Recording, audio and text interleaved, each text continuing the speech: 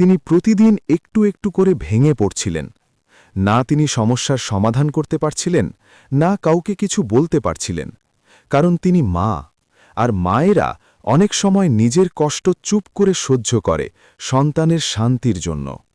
শাশুড়ি কি কখনো মা হতে পারে না?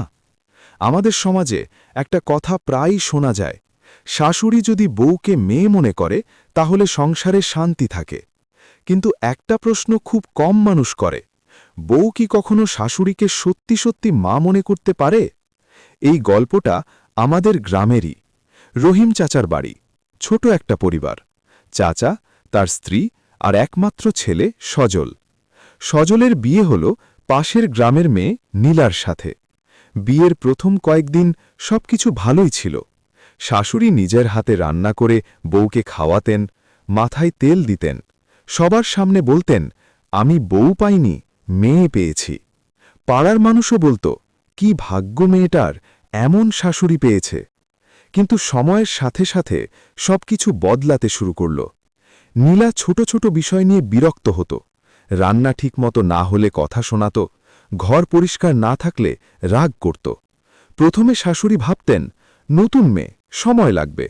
কিন্তু ধীরে ধীরে কথাগুলো কঠিন হতে লাগল। একদিন নীলা রাগ করে বলল, এই বাড়িতে সবকিছু আমার নিয়মে চলবে। শাশুড়ি চুপ করেছিলেন, কারণ তিনি জানতেন ছেলের সংসারে অশান্তি হলে সবচেয়ে বেশি কষ্ট ছেলেই পাবে।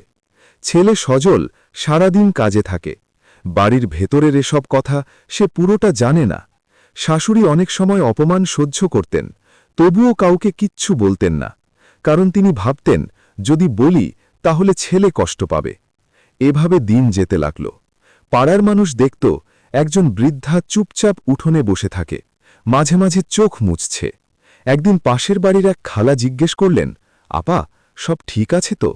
তিনি শুধু হাসলেন, বললেন, সব সংসারেই একটু আধটু হয়। কিন্তু সেই হাসির ভিতর লুকানো ছিল অনেক কষ্ট। তিনি না সমস্যার সমাধান করতে পারছেন, না কাউকে খুলে বলতে পারছেন, কারণ তিনি মা। আর মায়েরা অনেক সময় নিজের কষ্ট চেপে রাখে সন্তানের শান্তির জন্য। জীবন থেকে বলছি, আমাদের সমাজে অনেক শাশুড়ি বউকে মেয়ে ভাবতে চায়, কিন্তু সব বউ শাশুড়িকে মা ভাবতে পারে না। আর সেই অদৃশ্য কষ্ট নিয়ে অনেক মা নীরবে দিন কাটিয়ে দেয়।